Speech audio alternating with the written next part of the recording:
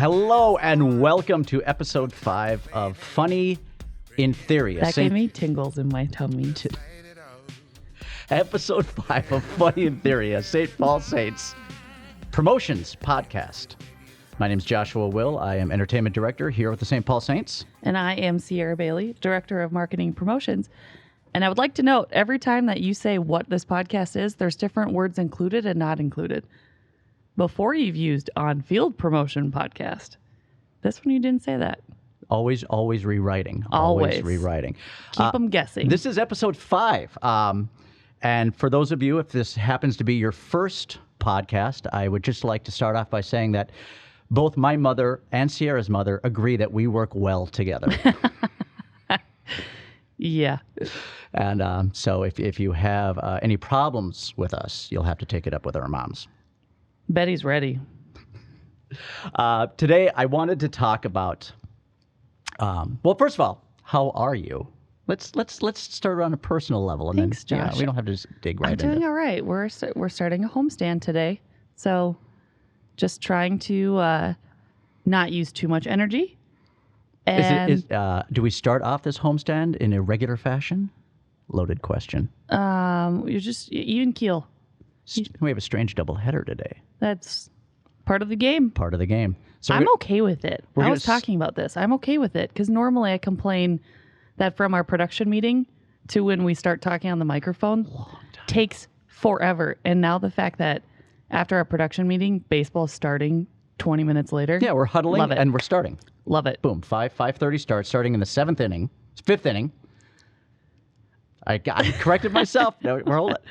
Then we're going to go to 9. We're going to have 30 minutes between the games. Yes. And then we're going to have a game that only goes until 7 innings. 7 innings. If- Unless we go extra innings. Someone isn't tied. Yeah. Well, wasn't last year, but I think, was it 2019 when we had a doubleheader? Then one of them went into extra innings? Yes. Yeah. And I want to say there was also a strange rain delay that day, too. Well, I want to say the only reason we're resuming the game, because if it was an official game, the only reason we're resuming it is because we are tied 3-3. Otherwise, if somebody was winning or losing, when we get it to would that have been official done. 5th inning, it would have mark. been done. We would have called it. But the Saints tied the game up late. I want to say in the 4th inning. Yeah, the 4th inning maybe. So, and then the rain started coming. Yeah.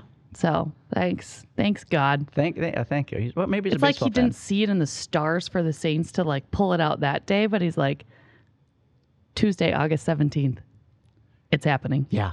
We're going to give him really nice weather in the morning. It's going to be about 65, 70 degrees. Go outside, enjoy your coffee, go for a walk. And then 90 degrees and humidity. It's going Bam. to catch the Cubs off guard. They're going to be like, wow, it's so cool and brisk, and I'm just having a great day. And then all of a sudden they're going to set foot on that field. They're going to be like, this human.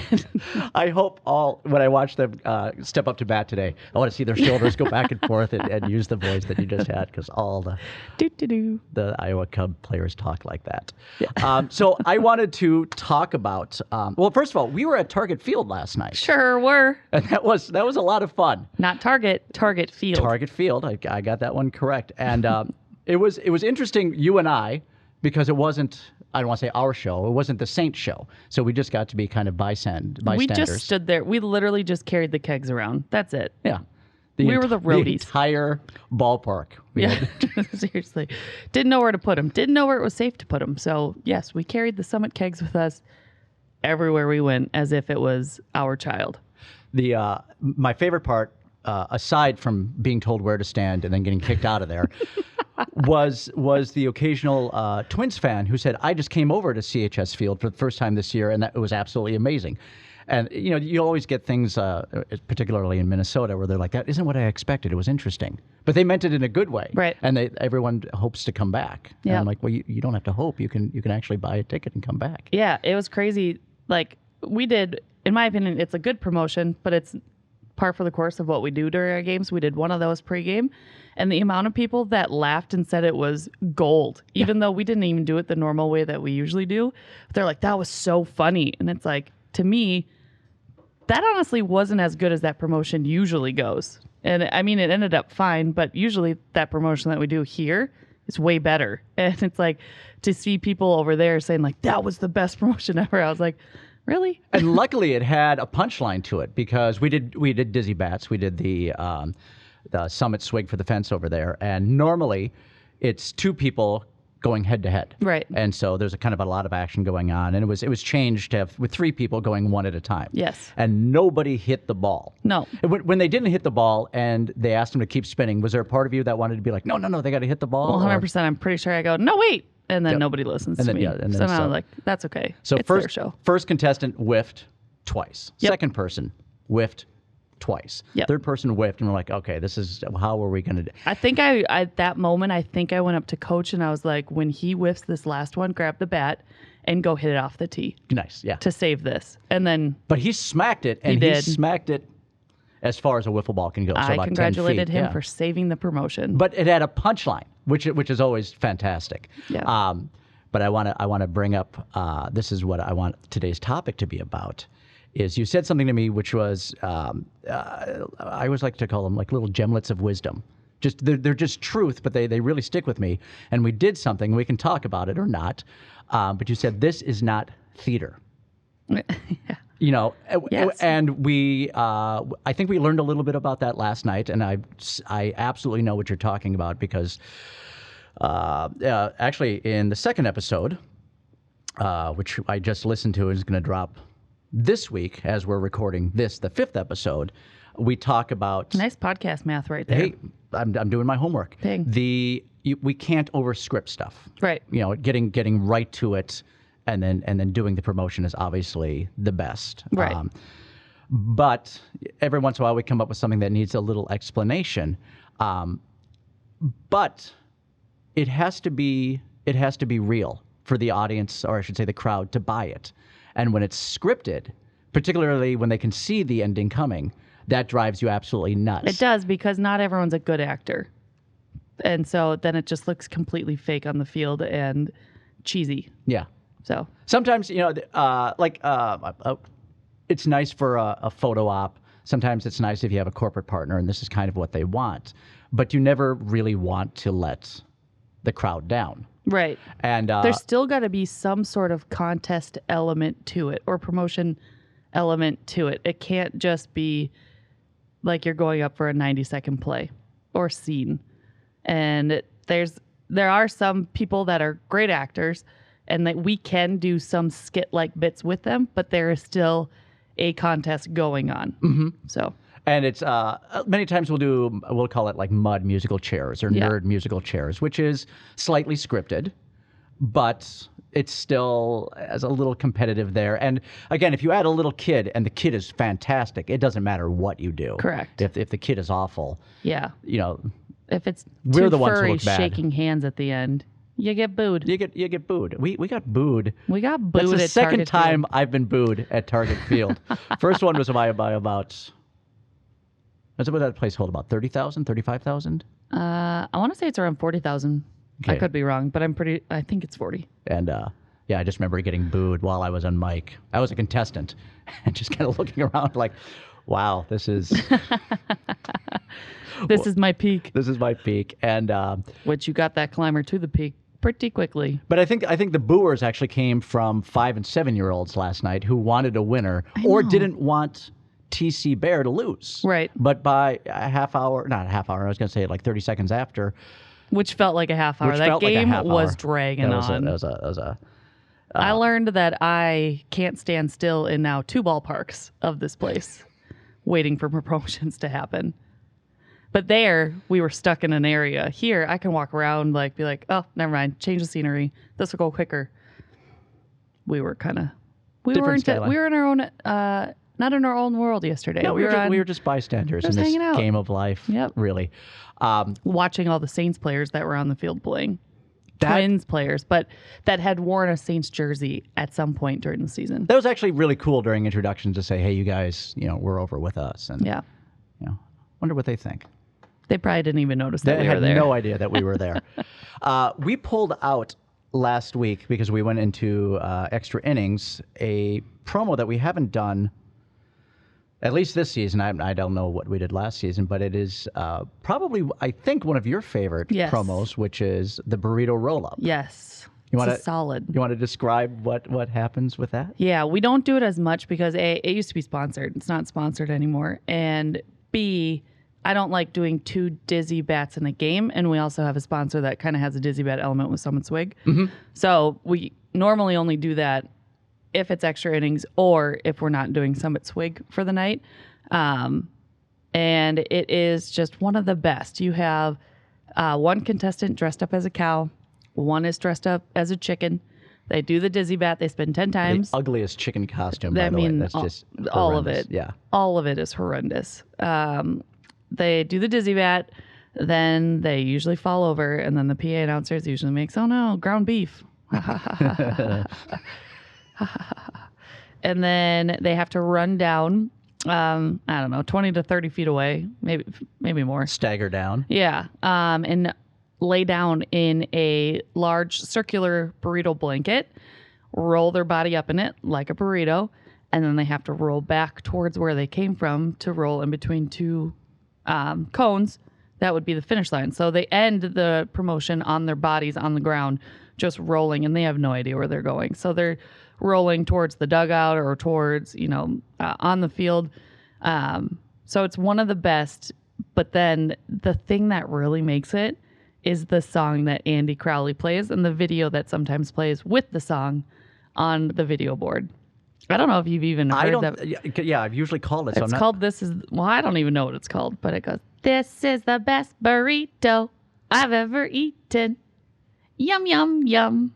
I have never heard that. And it's like, it's meat, it's chili and cheese. No, those aren't the words, but it's one of the best. This is the... Okay, I gotta... Yeah, you'll have to listen to it. One of my favorite parts about that promotion too has been the evolution of the burrito itself. Because when I came on, we used a sheet or some type of blanket or whatever was around. It was just a circular blanket. That's right. Yep. And then you threw them.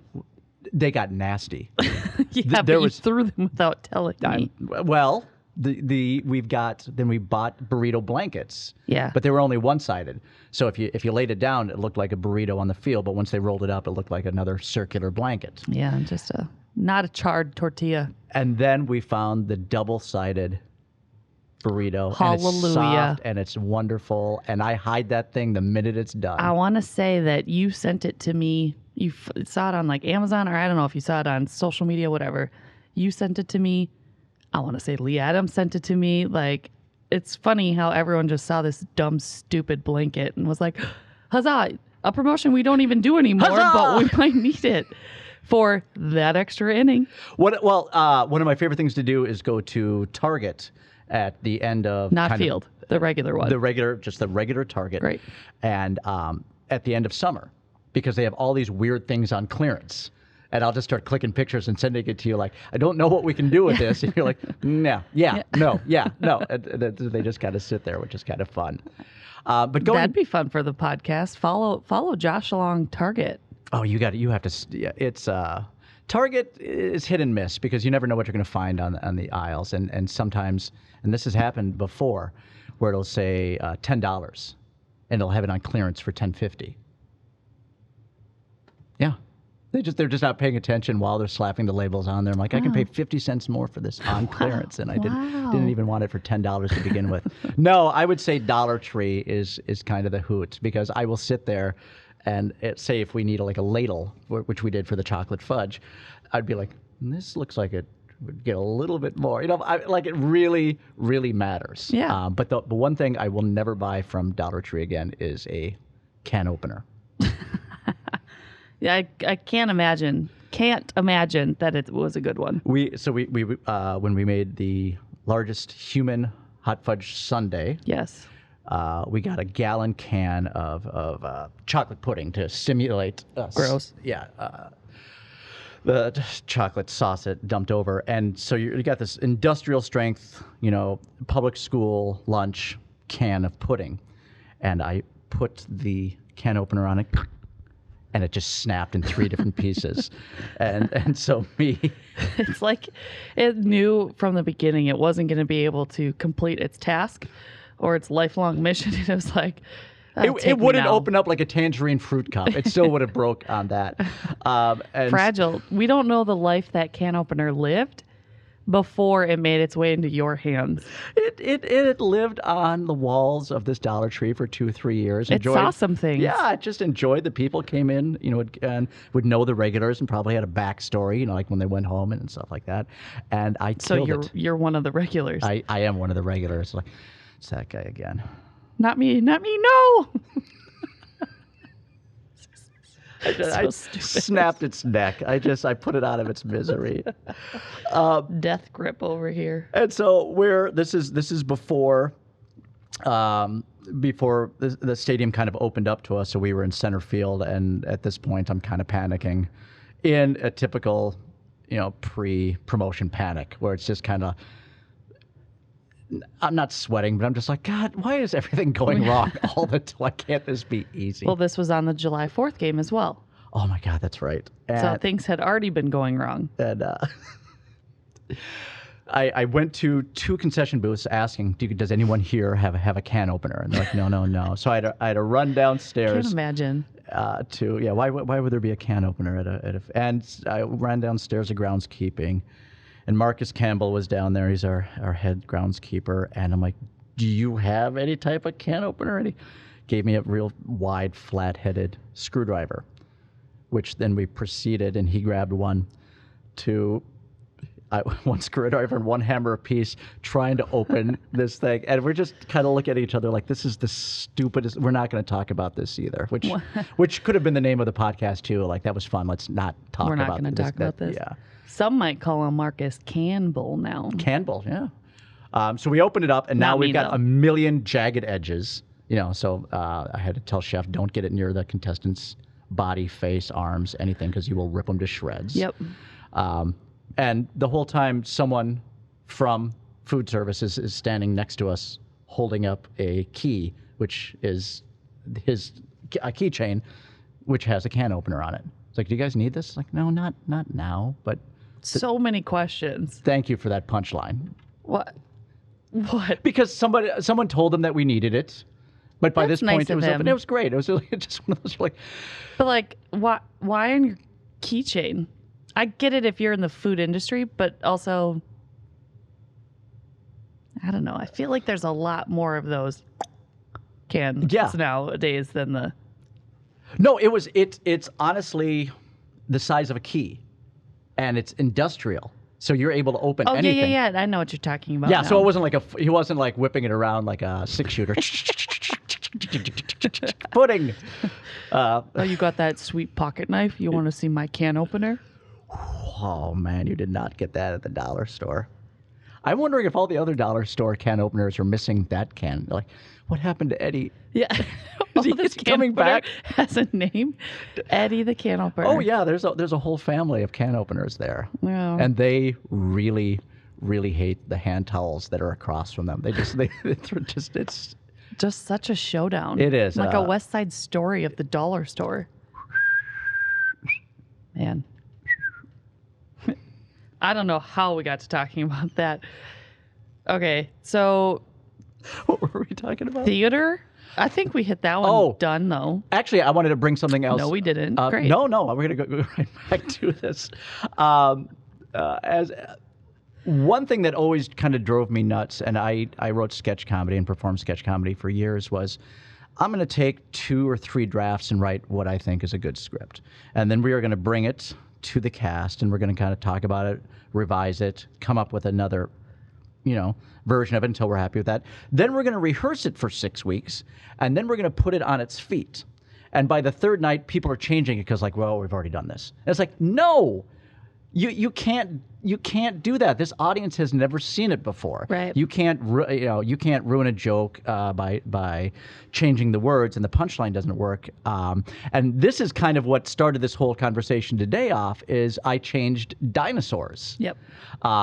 It worked. We added a new punchline, which wasn't much better. It wasn't much worse, but it wasn't particularly funny. And so some would say it was much worse. So some would say it's much worse. I'm not going to admit to that. But I was talking to you about, 3 things happened during that. that I kind of broke my own rules, thinking, well, how can we make this better? And we didn't need to make it better because inflatable dinosaurs on their own are funny. The interns have been getting into them, which I absolutely adore. Yeah. It's so fun to watch them find their own dinosaur legs, so to speak. But even when one starts deflating, I'm like, don't worry about it. You're going to be everyone's favorite. Right. They're rooting for you, the underdog, the flaccid dinosaur. It's just. I don't like that word. Okay. Dinosaur? The deflated. I mean, literally what you just did was deflate this conversation by using that word.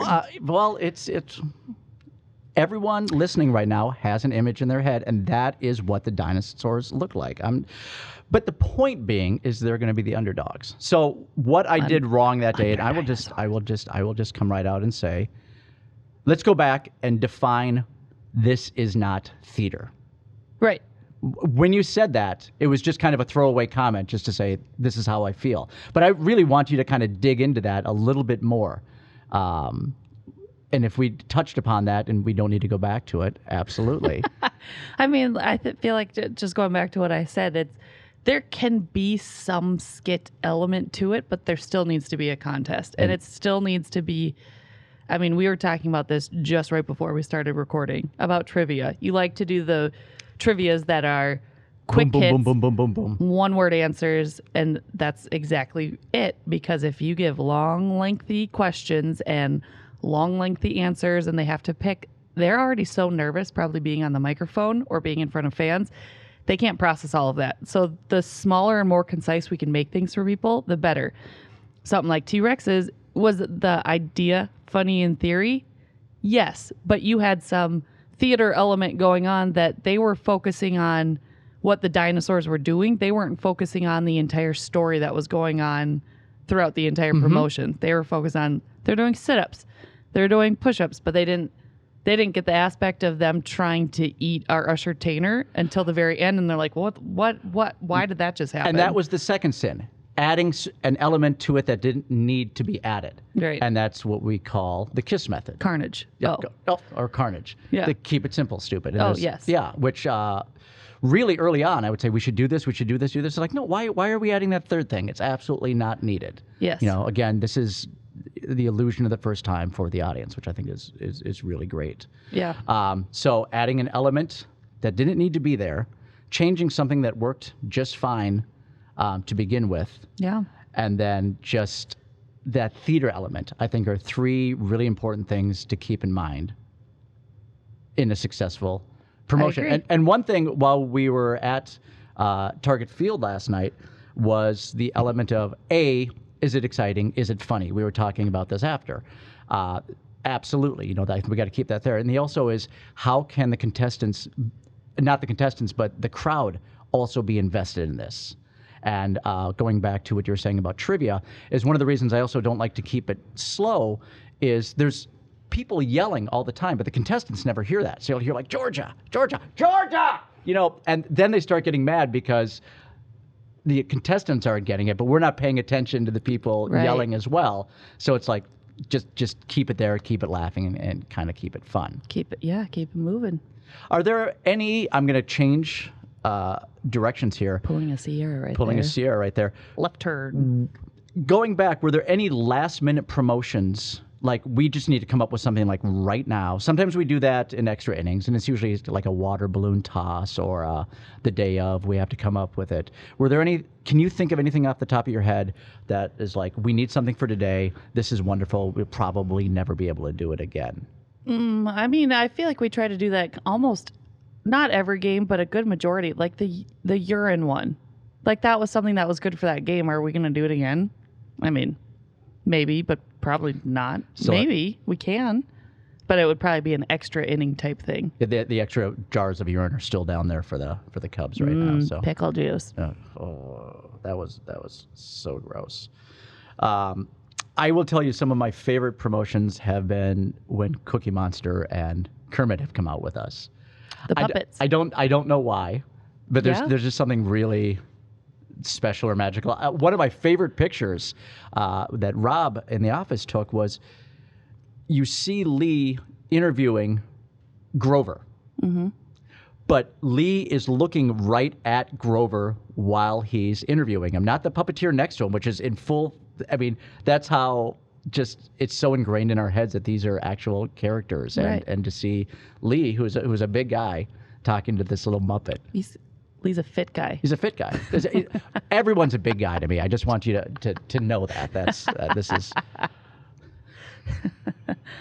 Every episode, I like to try to get myself in trouble with one member of our team. So They don't listen to this anyways. 17 games left in the season. Anything we have not... 17 and a half games. I was going to say, gosh, darn it. I'm on the defensive today. I got what? Anything that we haven't done this season that you hope that we can get in terms of we haven't hit our fun meter. We want. It's so good to have those big laughs back with the crowds. Last year was it's like the bits were great, but we never got any immediate response. Yeah, I'm trying to think. I honestly have 0 goals for the rest of the season. I'm just kidding. I'm going to hit all of them. Of course we have goals, but I don't think there's anything that I'm like, oh, we haven't done this yet, and I just really want to. Because I think I'm a very go with the flow type gal, if you have not noticed. Not a big planner over here. Whereas I'm very uptight, so. I just want to continue to doing what we do, whether the crowd is 9,000, whether it's 3,000. Getting those people engaged in the promotions that we're doing is all that really matters. Like, if we could have a crowd of 9,000 and if then 8,000 aren't paying attention, well, then we're not doing our jobs. Yeah. So I think the goal is just to keep it moving. And I mean, I don't know about you. I had a few people in the staff know. I'm burnt out. I'm a little burnt out right now. And so it's hard to put on that face and be like, I don't know if I really want to do promotions right now, but I'm going to because that's my job. And you guys haven't seen any of this year. And so I think that's the goal, is just continue to keep the mindset of every game, fans are different people. They have never seen this. They deserve how we would have done it on opening day and the effort we would have given on opening day. I was talking, there has been a lot going on this year, obviously, with COVID, with the restructuring, where we can be, where we can't be. What tables we can sit at, which ones we can't sit at. Are the microphones, where's the microphone going to come from? Who's going to have it? Is it going to work? I will say that there's never been a moment of like dread or I have to do this, blah, blah, blah. But once the game starts and the promotions start, there's always like, oh yeah, this is why I love it. This is why it's going on. Yep. But it's all that kind of outside interference that sometimes. It's just, again, people don't realize how much work it is. It's not like it just comes out of thin air. Yeah. The one thing that I am quite proud about this season is one of the players from the last homestand was like, tell me about the Saints. Because I don't think anyone in AAA really knows about us, because unless you follow independent ball or you follow really kind of any independent league. Or if you have friends that played for the Saints before. Yeah. Like, that's what I've heard. They're like, so why are you guys doing what you're doing? And I really had to give them like a quick... Because your baseball games are boring, bro. Just kidding. Take your half bottle of urine and go. Just telling them why Independent League was started, why the Saints were started, and when we became a AAA affiliate, how we're not going to change. And that was always our number one message to fans and to ourselves. Like, we're not going to change. We're gonna keep pushing it. Right. And there were a few times this year you and I would come off the field and we would have someone standing around going, that was a great Saints bit. That's classic Saints right there, and that always made me feel really good. So how can we keep doing that? And it's not, we can say it's pushing buttons or pushing the envelope, but we're just entertaining ourselves first and foremost. Yeah. To be honest. But the one thing I'm really, and I'm going back to talking about the players, is last homestand, if Sega was singing and the whole visitors' dugout was watching him. And this was the first time they were kind of paying attention. And I thought, well, that's fantastic. They're kind of getting in on it. Mm-hmm. They weren't throwing anything at him. They weren't, just, They were just enjoying the music. Enjoying the music. And just kind of like, this is why we're here. We're here for people to cheer for either team, because we now have a lot more visiting fans coming in from around the country. I think I enjoy that. A lot of times you see, they're not saying anything, but you can look at fans that you don't know the Saints way, And you can tell in their mind they're calculating what the heck is going on right now. And I love it. Yeah. Because I don't know what's going on either, but I'm enjoying it. And let's just continue the ride. Yeah. I don't know what this is about, but it's, I don't mind it. Do I laugh? Do I shriek? Do I join in? Yes to all the above. Yeah, absolutely. Dude, be with your feels. Just feel it out. Be with your feels. Be with your feels. I think that's a great way to end. Yeah? Yeah. Actually, I didn't even prepare this, but the way that you said this, so I was listening to a different podcast. Shout out to Smartless. Very funny podcast if you don't listen to it. But I took down a note. They have a different person on every single week, and Ryan Reynolds was on. And he said, you can't be great at anything unless you're willing to be bad at it. Facts. I think that's definitely would have tied into some of our other podcasts that we've done. But hammering that whole, got to have the mentality of it might not work, but you got to be okay with it. And we will not know until we try that one time. And sometimes you're going to come off the field and I'm going to be shaking my head at you. It's life. You can tell the ones that I'm like, I don't even want to be out here for it. Because you're God. I leave the field. I walk off the field and I go stand in the corner. Hence last night, kind of had a feeling of what was going to go on with this skit that was going on. I didn't even go on the field for.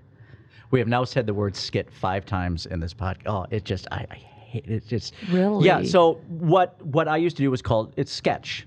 Okay. Because sketch really is just a small play. It is written, it is rehearsed, and it's there to either educate or to drive a point across. Yeah.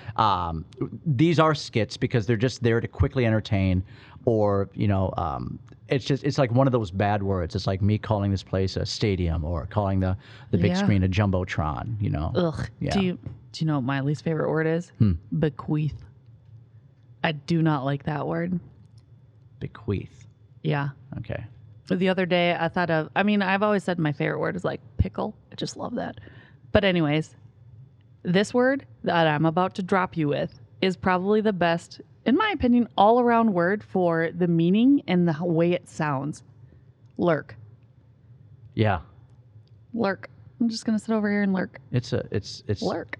It has kind of a dark sound to it. Kind of the way it comes out is this lurk. Creep sound to it a little bit, and that's exactly what lurking is. Lurk. What is this is just me proving that I'm as smart as I would like people to think I am. Love it. The longest word in the English language that is not medical based, so it's not some sort of chain of molecules and stuff like that. Just it's an actual. I can tell word. you what the longest one in the dictionary is. What is it? Smiles. Because there's a mile between each S. Boom! Was that what you were going for? I absolutely was not. Mine is anti-disestablishmentarianism. Wow, I can't even say that 10 times fast or once. Tried it while smiling, though. Schmiling. I said schmiling. Yeah, I'm going to let you do that one. Yeah. What were we going to end on? And then we kept going on for another 5 minutes? It was Ryan Reynolds. Right there. That sentence right there. I'm Joshua Will, entertainment director here with the St. Paul Saints. And I'm Sierra Bailey. I don't know what I do here anymore. Follow us on social media. Subscribe to us. It is funny in theory. Bye. It's not strange, both things are rearranged. No one to blame. It's all for the fun of the game.